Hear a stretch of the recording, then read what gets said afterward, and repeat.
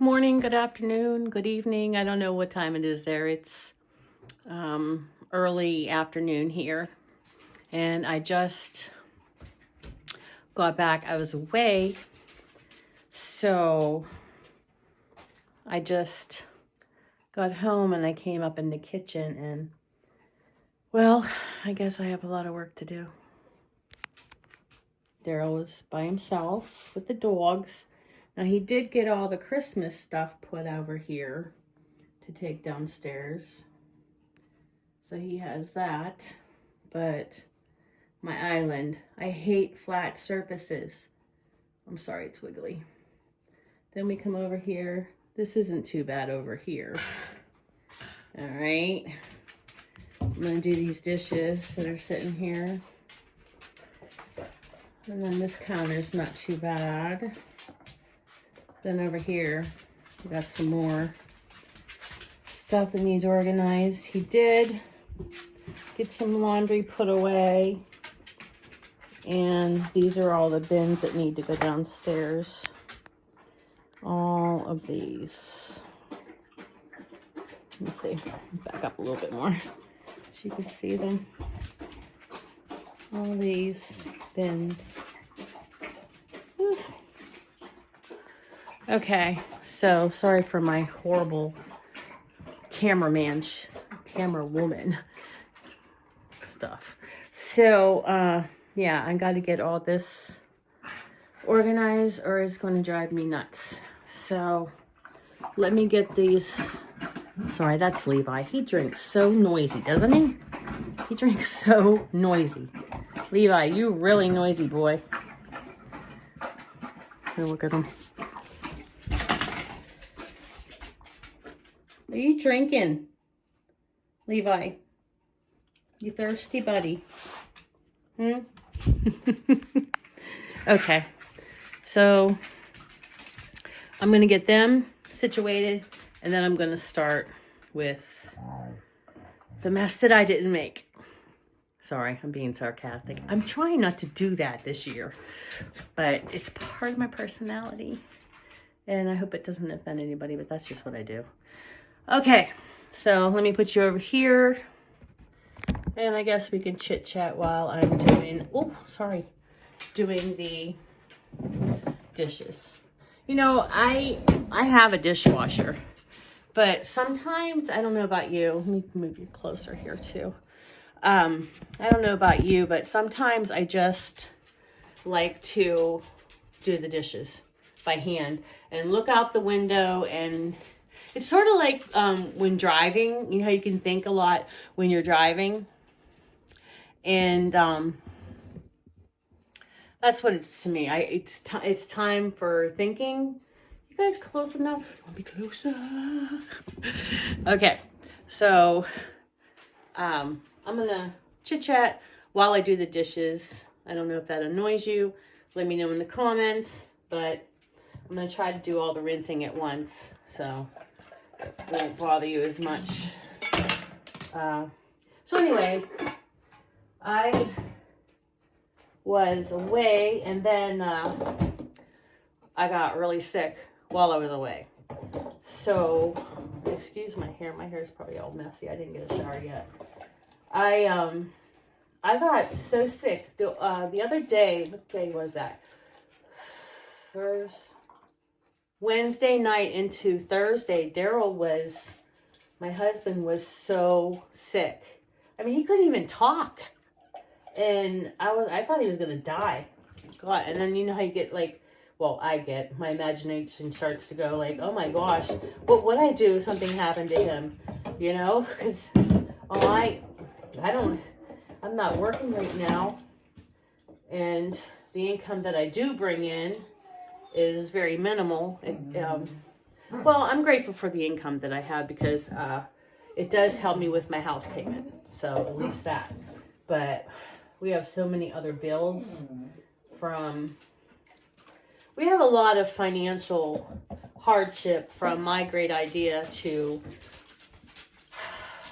move to Idaho. And I went there to work with the migrant workers, children from Mexico. And I probably told you this before, but we went there and I stayed there for a while. I don't know, it's a year and a half. And I will never say that I regret that, because of all the children that touched my lives, and you know, I don't know, maybe I touched theirs too, but the children that touched my life from just meeting them. Gabriel, stop ringing the bell. You just went outside. Things I learned about their culture, and these were kids that their families came here. Many of them lived in one tiny, one bedroom house. There might be 10 people living in there, because the Mexican come up and they work in the fields. And mostly it's such hard work, and they're very hard workers. I don't care what anybody says, because I've seen it. And they would pull the rocks and things from the fields where they plant the potatoes and soybean or whatever else they plant in Idaho.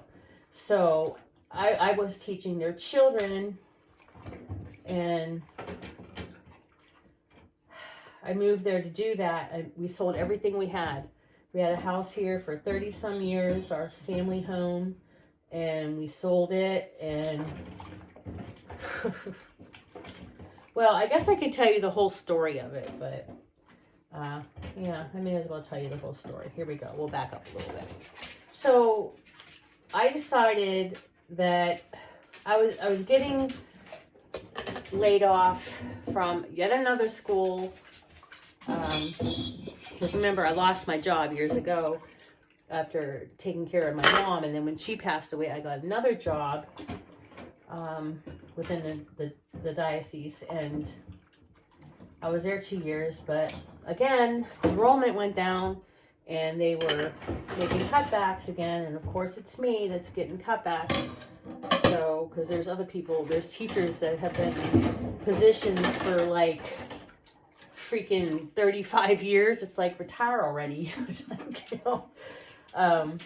So I would get the cutback and I'd have to leave. And I thought, you know what, this is so stupid, because I was only making like between 22 and 32,000 as a teacher with a master's degree. Anyway, so those of you who think that teachers are getting paid a lot, well, that's how much I got paid, and that's the God's truth. So I decided, you know what, the one day I took a personal day, not a sick day, I took a personal day. Hold on a minute, Gabriel. I took a personal day, and I decided, you know what, I'm going to go online and I'm going to look for a job, and it's going to be a job that's going to be more permanent, because I was at St. Ives for the longest time, for years and years, and I taught kindergarten there, and I've taught kindergarten in a lot of different schools, but that one school that I got fired from, let me pause this for a minute. He's going to keep ringing that bell. Now that I let him out, you watch. He's going to be barking to come back in. He's old. He's senile. Okay. Now Levi wanted out, so I had to pause again. But anyway, so now I forgot where I was.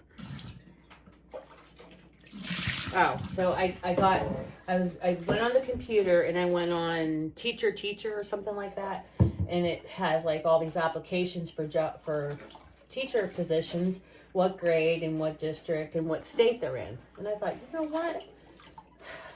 Sorry, people from Pittsburgh, but I was like, I just got to get out of here, because I don't like the weather here. I get horrible seasonal affective disorder from this place. And it's not just in the, winter months. It's in the summer too, because there's not a lot of sun here in Pittsburgh. The weather's not like, I know I'm not in Florida or anything, but goodness gracious, if you look at the average sunshiny days in Pittsburgh, we're not popping off a lot of sun over here.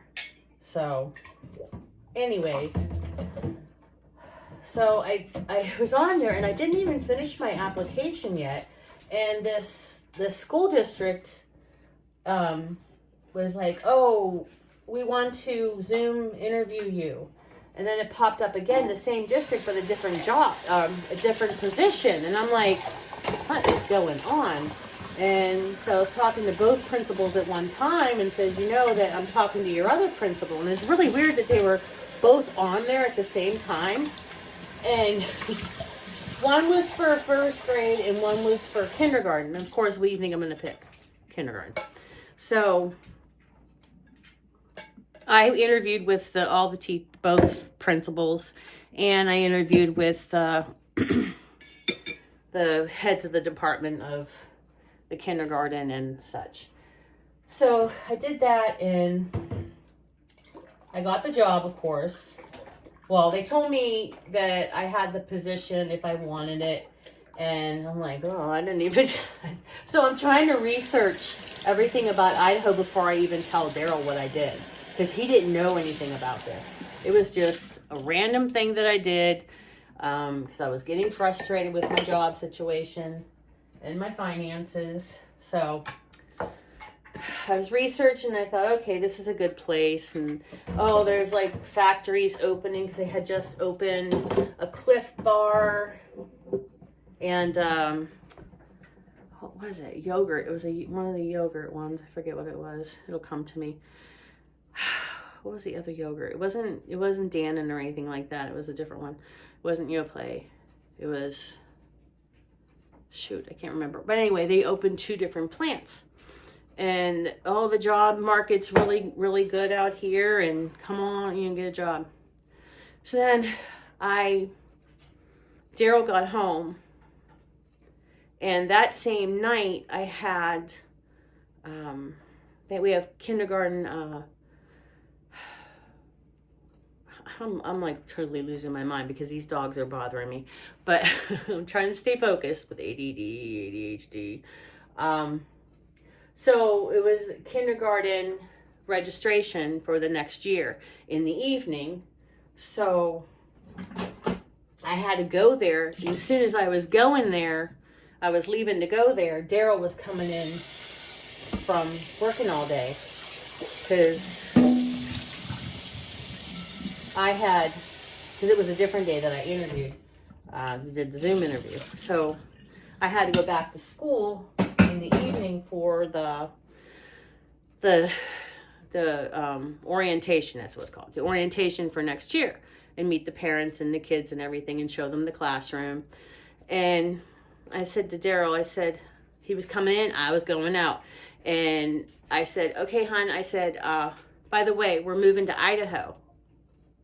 And I'm a jokester, so he's just like, yeah, right, okay. So I said, no, call me on the phone in the car, and I'll talk to you on my way back to school. So I'm telling him all about it and how it's very promising and all this stuff. And when I was on that interview, they had told me that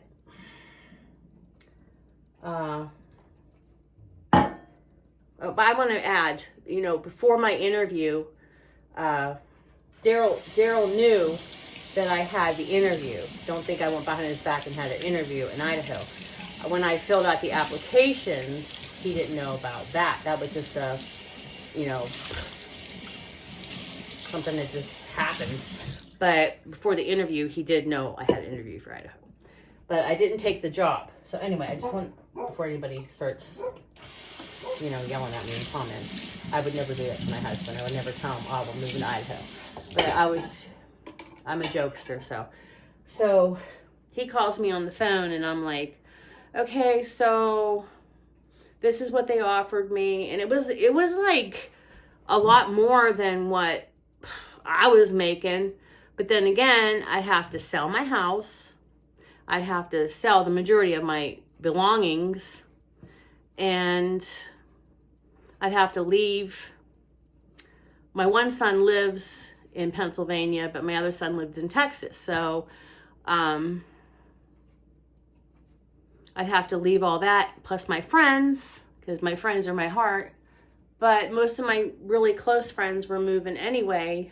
Danny was moving to, my bestest friend was moving to Florida. Vinny moved to South Carolina, and Ruth Ann moved to North Carolina. So, and then my first grade friend, she moved to Connecticut. So I guess, yeah. And then Mommy had passed away and Dad had passed away. And my other brother, he lived in Maryland. And my sister moved to Florida. And then I still have my brother because he's the one I'm his caretaker. So he ended up showing up when we were already moved there. And we were there probably a year, and then he ended up coming. And not shortly after that, we came back to Pittsburgh. But, so we sell the house, and it was a disaster because, that's another story. People were just, I made the mistake of hiring one of my students' grandmothers who was, oh, she's such a wonderful real estate agent. Oh, that was a nightmare. But anyway, we got the house sold. We rented this, I call it a little mini mansion. If you ever saw pictures of this house that we rented, the whole side, the front of the house was all glass, and the back of the house was all glass, like windows. It was in the window, in the floor plan was an open floor plan. There was 2.5 bathrooms. And of course it was all one level, which was great for us because, you know, my artificial hip, and Daryl has 2 artificial hips. So it was pretty nice for us. And there was a lot of land, and then there wasn't neighbors close on one another. And it was a newer build, and my dogs could bark all they wanted because I don't like to bother the neighbors with any of their shenanigans. So anyway, so we moved to Idaho. I worked there, and the people in my department, I'm not saying all Idahoans are this way, but the particular people, and I'm not even naming the district. So the girl that became the head was really good friends with the girl that left the job that I was filling. Now she didn't get fired and I took her place. This girl got married and moved with her husband. So I didn't like take her job or anything. I was the replacement for someone who chose to leave.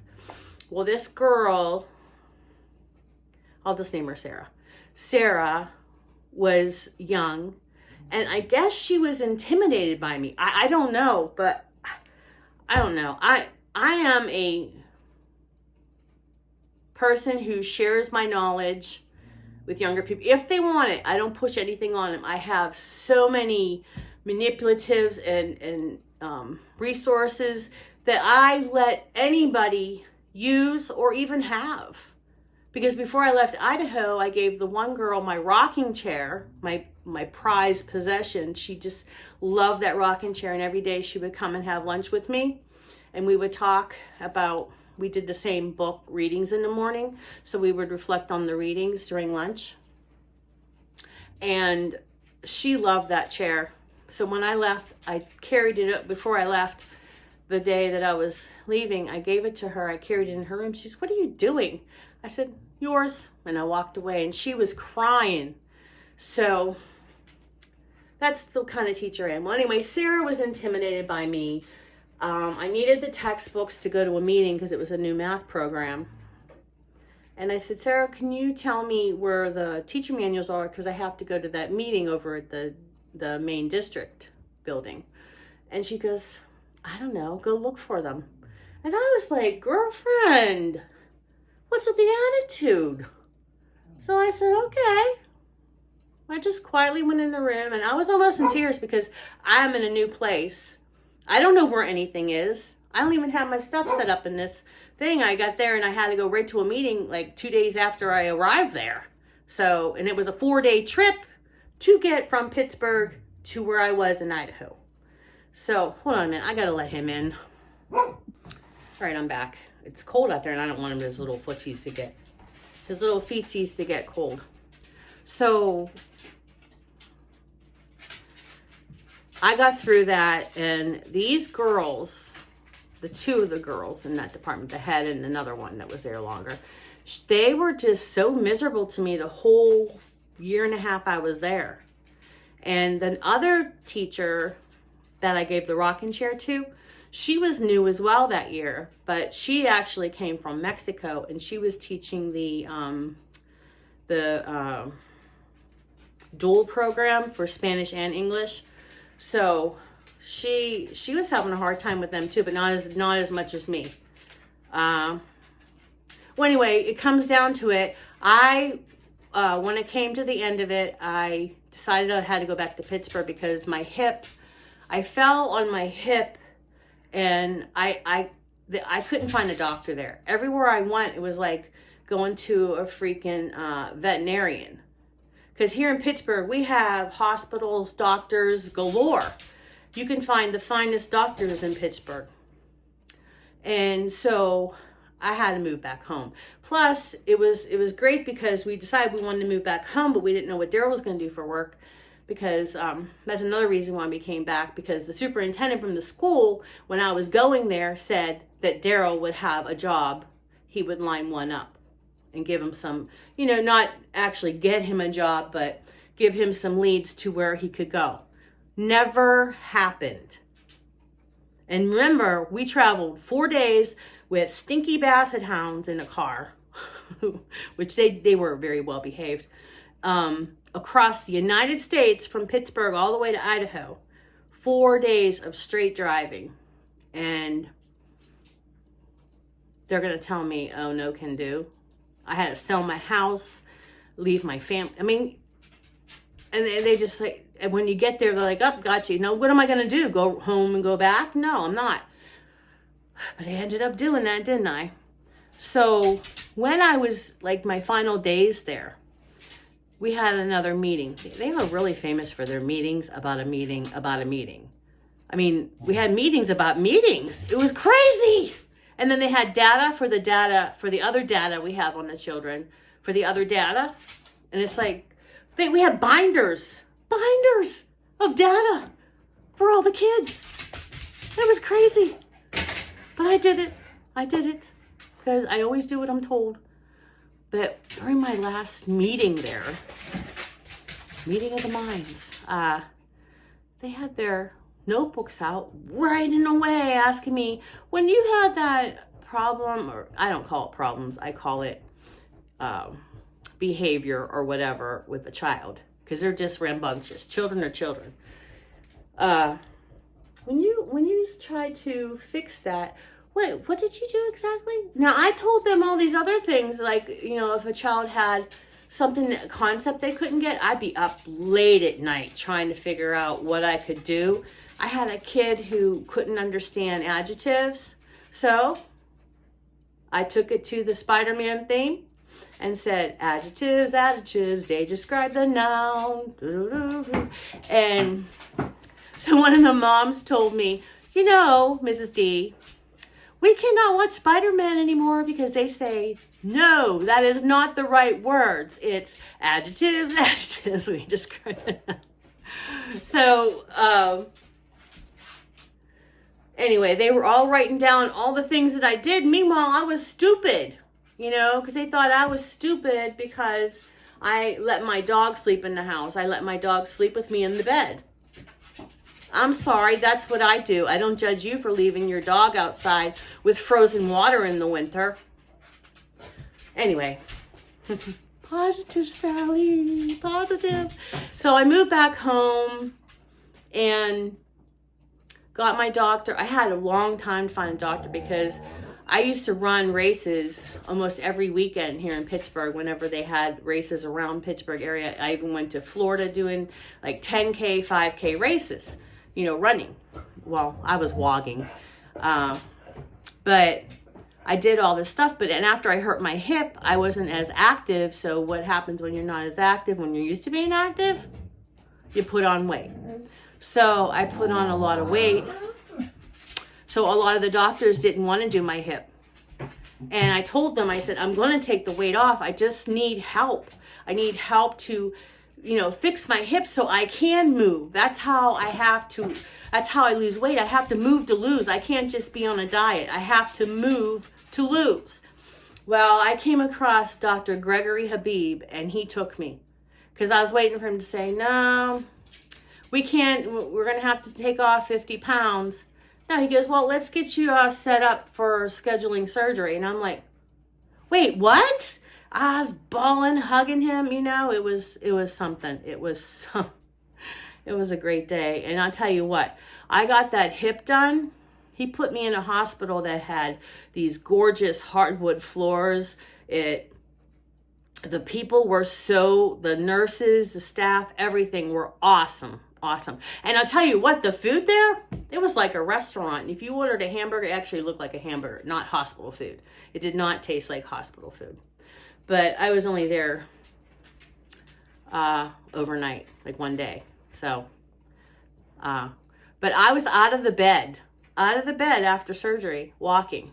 I have video of it, but it was phenomenal. It was phenomenal. I was so scared of that surgery, so scared.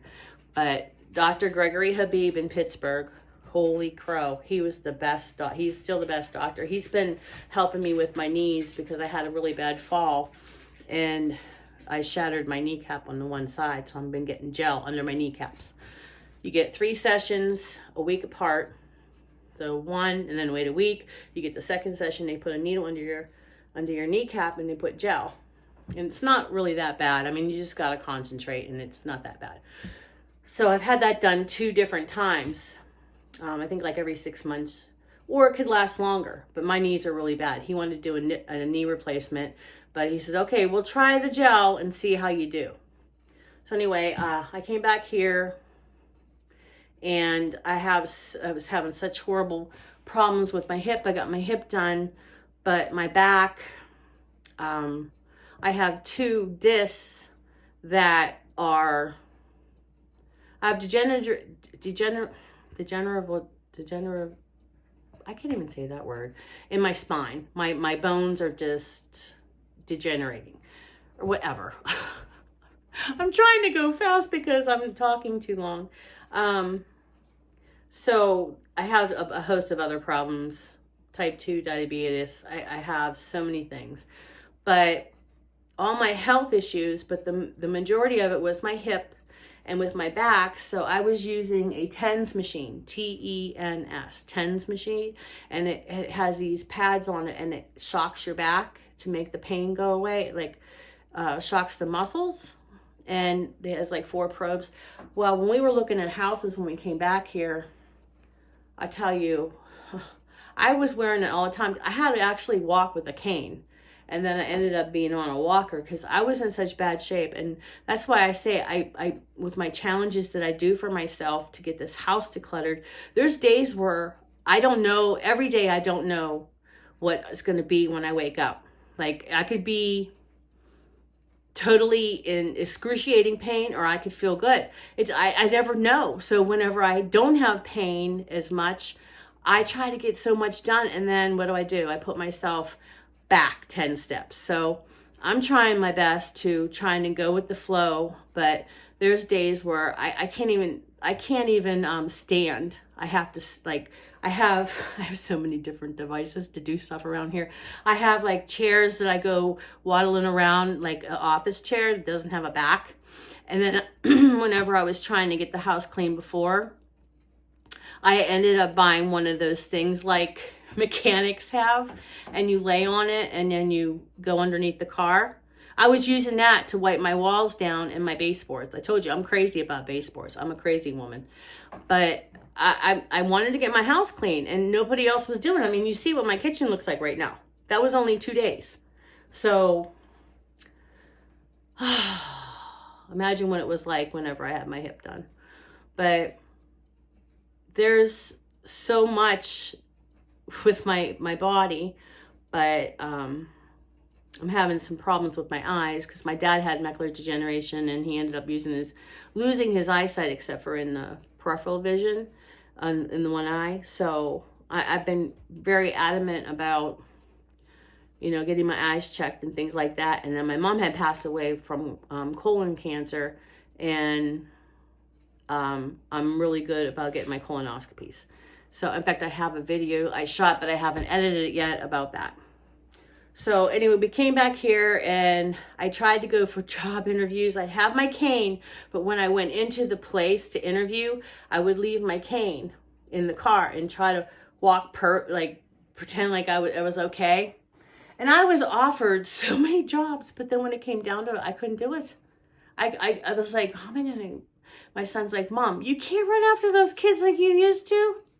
Well, then I decided when we bought this house, maybe I could open my own 3 and 4 and 5-year-old, like a nursery school, like a preschool. And I had that all set up. And guess what? I went in to find out about insurances. Man, you got to have yourself covered for like $1 million, because if something happens to someone's child, which I totally understand, on your property, you need to have insurance. So I was like, I don't know if I can afford that, because I just need to have like a loan or something where I can have a business starting fund, because the rate we're going, I don't think we're ever going to save it up. But I need to find some way of getting just a little bit of money where I can get that insurance or start reselling or start this other part of my business. But you need supplies to do the businesses that I want to do, like the laser and that. But my brother got me the laser machine on his credit card, and I've been making payments, but I'm not really using it because I don't have the supplies to use the laser machine. It's just an ongoing battle. It's just ongoing with bills and everything. And I really want to get a job. I really want to get these side businesses done. But so we're back in Pittsburgh, and that's what we're doing. It's rough. When you get old like this and you're trying to make an income, we both of us don't have a 401k. We don't have any rainy day fund or anything, and I don't even have life insurance. God forbid I die, So I guess I'm worth more alive than dead. That's something to think about. Usually people are worth more dead than alive. So, but let's not talk about those things. But anyway, that's my video. I'm running over, and that's what I did. And thanks for helping me with the dishes. I still have a little bit to do. I need to set up the coffee pot for tomorrow. And now Levi wants out. And I got to get the rest of this kitchen set up. But I do have some really, really, I hope, fun videos that you like. I already have them all videotaped on my phone. They just need edited. And I was telling Bestie Dash. I need to know your real name, because I just call you Bestie, or I call her baby girl. But shout out to her. She's really growing on YouTube. Bestie Dash. She's a beautiful girl. And my new friend, her name is Lexi, but it's Alexis Milner. Hope I said that right, Alexis or Lexi. Look at her channel. And her daughter has a channel too, but I don't know how to pronounce that. So just... you'll see her daughter's associate channel. Who else do I want to shout out? There's so many that, Jerry Higgins. I love Jerry. She does decluttering videos. I love my Jerry. And who else? I'm sorry if I forget anybody. That's why I don't like to do shout outs, because I always forget somebody, because I have old people brain. It comes in spurts. That's why I'm always like mad at my son's like, Mom, why are you talking like you're pausing in between? Because I gotta get my brain to catch up with what I'm saying, or what I'm saying has to catch up with my brain. I don't know, but I love you guys. Thank you for all my subscriptions. Oh my gosh, I'm so excited about that. I had 28 and it went down to 25. So I guess some people changed their mind about me, but that's okay. I'm not looking for a popularity contest. I just want to make some friends and a community. I just want real people that want, not that the ones that leave are not real people. I just want people that are really interested in me. How about that? So love you guys. I'm rambling again. I'm doing it. I don't know, guys. So until next time, see ya.